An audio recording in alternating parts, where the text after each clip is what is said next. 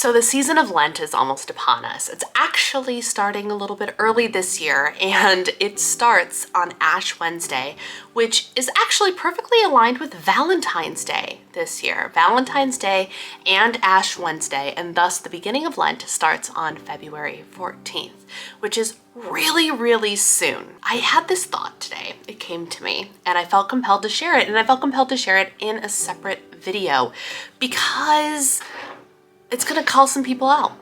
It's gonna call some people out, and I'm telling you right now that some of you out there are not going to like it. And the people that aren't gonna like it, the people that are offended by this, which, friendly reminder that being offended is a choice. Do with that information what you will.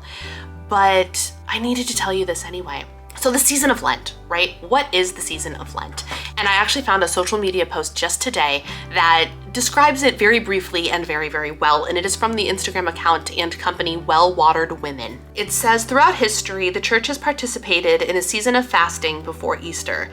These days set aside in the liturgical calendar for fasting and prayer are called Lent. During this time, the people of God choose to fast in order to partake in the sufferings of Christ. During Lent, we give something up to expose our hearts and draw us near to Christ, who came to this earth and gave up everything for us. When we partake in this small act of going without, it cultivates a new kind of intimacy with our Savior. So the entire purpose of giving something up, which I'm sure you've heard before, I gave this up for Lent. I gave up chocolate, coffee, whatever for Lent. The purpose is not, how do I say this appropriately? In the past, and I am completely guilty of this as well, right? In the past, I have given things up for Lent that have selfishly been meant to progress my own goals and agenda. For example, giving up chocolate in a year that I'm on a diet. I mean, let's be honest, yes, I love chocolate, and giving it up was a sacrifice, but was the intention of giving up chocolate for Lent to go without in an effort to get closer to God? Or was it a way for me to more easily say no to foods that I found as idols and thus reducing my calorie intake and resulting in more weight loss? I'm guaranteeing you it was under the veil of the former, it was the latter, 110%. The purpose of Lent is to give up something that is in your life and that you are treating as an idol, something that you are putting in value above the Lord. And I am going to challenge some of you today to think about whether dieting is that idol. A couple of ways you know that dieting is that idol is you tell yourself you had a good day, you were good today if you perfectly meet your calories, your bites, your macros, your points, whatever it is. Getting down on yourself and shaming yourself for being off track. When you celebrate your weigh-ins and the scale goes down and it just fills you with the amount of joy that you should only be able to find in the Lord. When you have the rigidity of, I can't have that because, even though you really want it. And I'm putting this in very, very light, fluffy, no nuanced terminology, right? But the reason I'm calling this out to you is because what if you are being called to give up dieting for Lent? What if you're being called to let go of tracking your food and depending on your body for Lent? What if the idea of letting go of the tracker is so debilitating to you that you would have no other thing, no other option but to pray about it and depend on the Lord for that fulfillment that you once previously got from putting calories for your lunch in your tracker? That the fulfillment you got from a perfectly tracked day. What if you had to depend on the Lord for that fulfillment instead? Just think about it. Just think about it for a second. There are so many, especially in the Christian community, that I would argue put dieting and weight loss as an idol above the Lord himself. And this is me calling you to confess that, calling you to realize that. And if you are somebody who's going, I'm offended by you, how dare you? You are who I'm talking to. You are who I'm talking to. And here's the thing, I was once there too. I was once there too. I dieted for how many years? 15 plus years.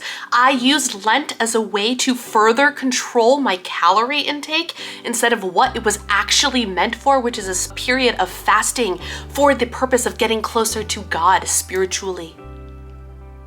An additional dieting tool is not the purpose of Lent. And so for some who are contemplating giving up carbs, giving up coffee, coffee could be a decent one if your dependence is on coffee, but not for the tracking, but I digress. Giving up chocolate, giving up dessert, giving up coffee, giving up carbohydrates, giving up your favorite food, whatever it is. If the reason you're giving it up is so you can progress further on your diet during that 40-day period of time instead of getting closer to the Lord. And I can't tell you whether or not that's your intention. That is only between you and God to know your heart. But if that's you, maybe instead you give up tracking this year. Maybe instead you give up dieting this year. And let me be very clear, that does not mean that you throw caution to the wind and you eat all of the foods that you've been previously restricting en masse and you gain 25 pounds and all of your progress is lost. That is not what I am saying. I am saying you learn how to trust your body. You learn how to nourish your body without the help of a tracker to tell you whether you're doing it right or not. You don't restrict your calorie intake based on a desired weight loss goal, but instead you listen to your body's hunger and fullness and rely on the intuition of your body and rely on the Lord to guide you through this period of diet fasting. Fasting from dieting. Is this you? Is this something that intrigues you? Is this something that calls out to you, that offends you, that is convicting to you? Then maybe it's time to seriously think about it. Lent starts on February 14th. In my membership community, the Diva District, we will actually be declaring and holding one another accountable to the things that we are fasting from in the season of Lent. Just so you don't think I'm just coming out of left field and being like, well, you're not dieting, what are you fasting? The first thing I'm fasting is putting some very, very strict rules on social media and my phone usage, because that is something that is an idol to me. The likes, the comments, the follows, the mindless scrolling, and the procrastination due to association. These are all things that I should be turning to the Lord for instead of to my phone for. And so for me, fasting from social media is one of the things I will be doing this Lenten season. I haven't actually decided if there's going to be some sort of food-related fast for myself, but I'm not dieting, so I don't have to fast from dieting. But there might be something else that over the period of a next week or two, I pray about and I feel called to give up, and I will be giving that updated information as well as we draw closer to the season of Lent. But I just felt compelled to put this out there for you today. Because if you're trying to figure out what it is you need to give up for Lent and you haven't quite found that thing yet, I hope this video found you. And I hope this video spoke to you in a way that convicts you to take action and to give up dieting for the period of Lent. Just to see what sort of spiritual growth towards your relationship with God can happen when you let go of the idol of the scale, of the diet, of the calories, of the calorie burn, of the diet foods, the sugar-free, the fat-free, the whatever it is. If you're making those things idols, you're putting them above the Lord. And as Christians, we are called not to put anything above the Lord.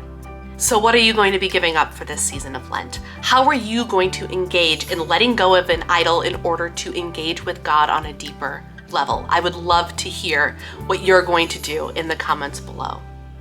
And that's all I've got for you today. I love you. I am praying for you, and I will talk to you again very soon.